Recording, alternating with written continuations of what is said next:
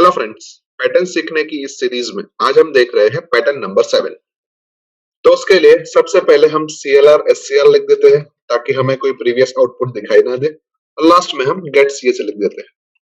अभी पैटर्न को हम ध्यान से देखें तो पैटर्न के अंदर हमें 5 रोज चाहिए और हर एक रोज के अंदर हमें different number of star print करवाने हैं। लेट अस से फर्स्ट रो के अंदर हमें 5 स्टार प्रिंट करवाने हैं, सेकंड रो के अंदर हमें 4 स्टार प्रिंट करवाने हैं, थर्ड रो के अंदर हमें 3 स्टार प्रिंट करवाने हैं, फोर्थ रो के अंदर हमें 2 स्टार प्रिंट करवाने हैं और फिफ्थ रो के अंदर हमें 1 स्टार प्रिंट करवाना है। यानी कि मैक्सिमम हमें 5 स्टार यहाँ पे प्रिंट करवाने हैं। यानी हम ऐसा भी बोल सकते हैं कि इस पूरी पैटर्न को हमें 5 क्रॉस 5 ग्रिड के अंदर प्रिंट करवानी है। और 5 क्रॉस 5 ग्रिड को हमें कैसे प्रिंट करवाना है वो हमने पैटर्न के इंट्रोडक्शन के अंदर देखा था। तो उसके लिए मैं यहाँ पे एक फॉर लूप ले लेता हूँ और उस फॉर लूप के अंदर मैं मैसेज दे रहा हूँ कि i is equals to 1, i less than और इक्वल्स टू 5 और i प्लस प्लस, जहां पे i और कुछ नहीं लेकिन रो की वैल्यू रिप्रेजेंट कर रहा है। सेम वे मैं उसके अंदर एक और फॉर लूप लेता हूँ और जिसके अंदर मैं मैसेज दे रहा हूँ कि j is equals to 1, j less than और इक्वल्स टू 5 और j प्लस प्लस, जहां पे j और कुछ नहीं लेकिन कॉलन की वैल्यू रिप्रेजेंट कर रहा है।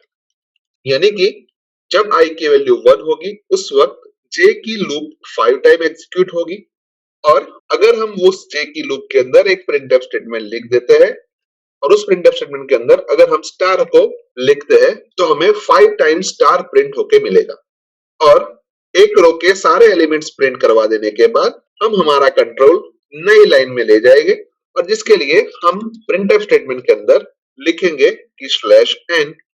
यानी कि जब हम इस पूरे कोड को एग्जीक्यूट करेंगे तो हमें 5 क्रॉस 5 ग्रिड के अंदर स्टार प्रिंट होके मिलेगा, लेकिन उसके लिए हमें i और j को ऊपर डिक्लेयर करना पड़ेगा। Let us say integer i as well as j, and फिर प्रोग्राम को हमें टेस्ट करना पड़ेगा। तो यहाँ पे हमें 5 क्रॉस 5 ग्रिड के अंदर स्टार प्रिंट होके मिल रहे हैं, पर हमें 5 क्रॉस 5 ग्रिड के अंदर सभी जगह पे स्टार प्रिंट नहीं करवाना है, कुछ जगह पे हमें स्पेस भी प्रिंट करवानी है। तो लेट अस से उसके लिए हमें पैटर्न को फिर से एक बार एनालाइज करना पड़ेगा। अभी हमने देखा कि रो की वैल्यू i से रिप्रेजेंट होती है एंड कॉलम की वैल्यू j से रिप्रेजेंट होती है। और अगर हम पर्टिकुलर i की वैल्यू को देखें तो उसके लिए हमें j की कुछ वैल्यू के अंदर स्टार प्रिंट करवाना है और कुछ वैल्यू के अंदर स्पेस प्रिंट करवानी है। तो लेट अस से हम वो चेक कर लेते हैं कि कहां पे हमें स्टार प्रिंट करवाना है और कहां पे हमें स्पेस प्रिंट करवानी है।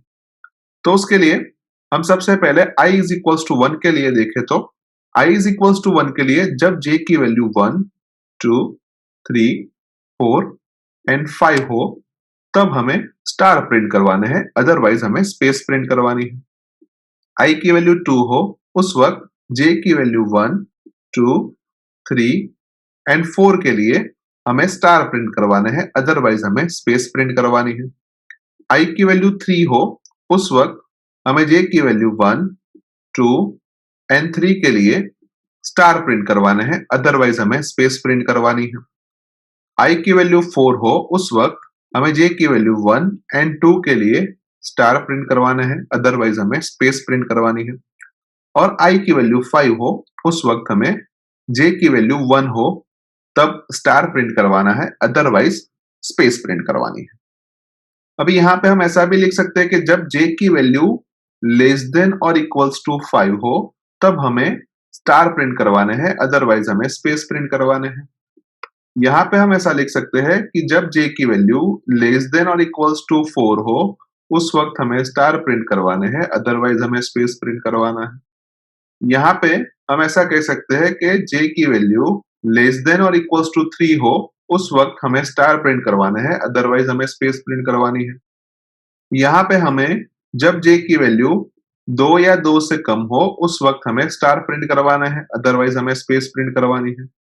और यहाँ पे हमें जब j की वैल्यू लेस देन और इक्वल्स टू 1 हो उस वक्त हमें स्टार प्रिंट करवाना है, अदरवाइज हमें स्पेस प्रिंट करवाना है। यानी कि ये पांचों स्टेटमेंट का अगर हम कॉमन स्टेटमेंट लिखे तो हम ऐसा लिख सकते हैं कि j लेस देन और इक्वल्स टू x हो तब हमें स्टार प्रिंट करवाना है, अदरवाइज हमें स्पेस प्रिंट करवानी है।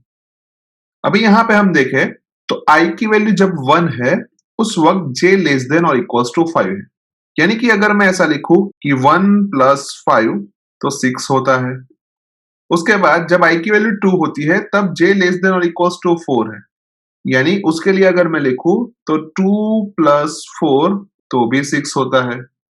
उसके बाद i की वैल्यू 3 है उस वक्त j लेस देन और इक्वल्स टू 3 है। यानी कि हम ऐसा लिख सकते हैं कि 3 प्लस 3 इज इक्वल्स टू 6। उसके बाद i की वैल्यू 4 है उस वक्त j लेस देन और इक्वल्स टू 2 है। यानी कि हम ऐसा लिख सकते हैं कि 4 प्लस 2 इज इक्वल्स टू 6। और उसके बाद i की वैल्यू 5 है उस वक्त हमने लिखा है j लेस देन और इक्वल्स टू 1। यानी कि हम ऐसा लिख सकते हैं कि 5 प्लस 1 इज इक्वल्स टू 6। यानी कि अगर हम इसको कॉमनली लिखे तो हम ऐसा लिख सकते हैं कि यहाँ पे जो हमारी वैल्यू है वो और कुछ नहीं है लेकिन i की वैल्यू है।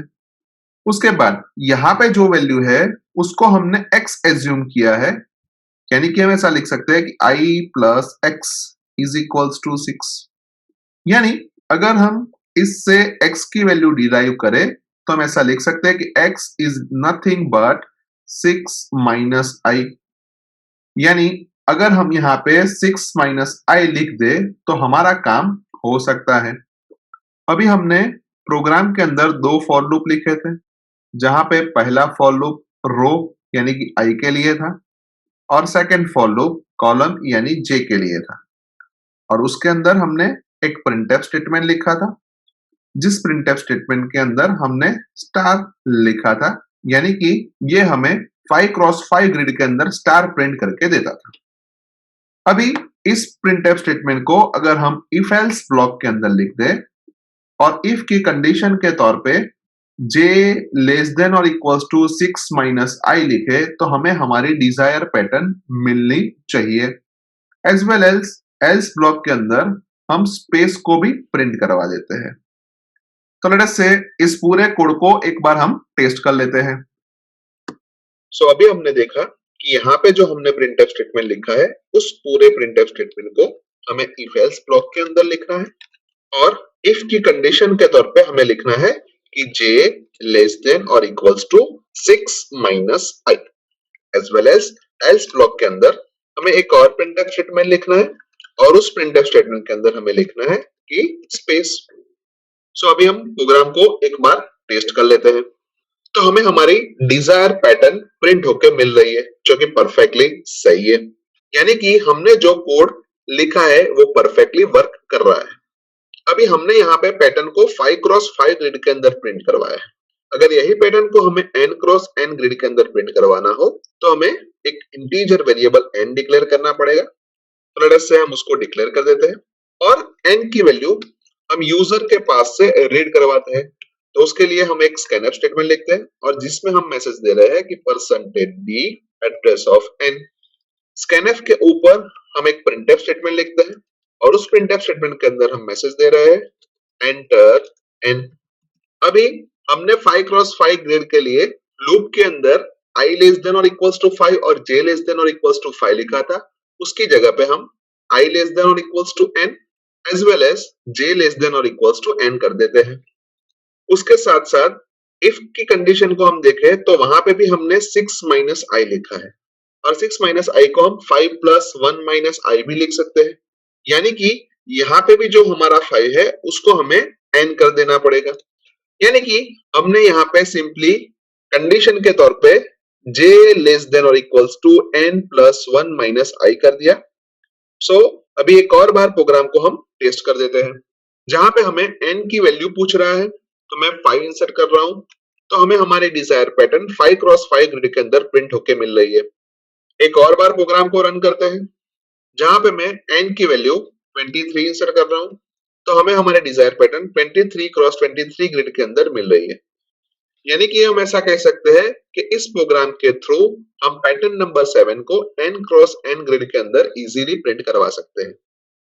सो आई होप कि आपको इस प्रोग्राम के अंदर अच्छी तरीके से समझ आ चुकी होगी। आज के वीडियो में बस इतना ही। नेक्स्ट वीडियो में फिर से मिलेंगे। Thank you very much.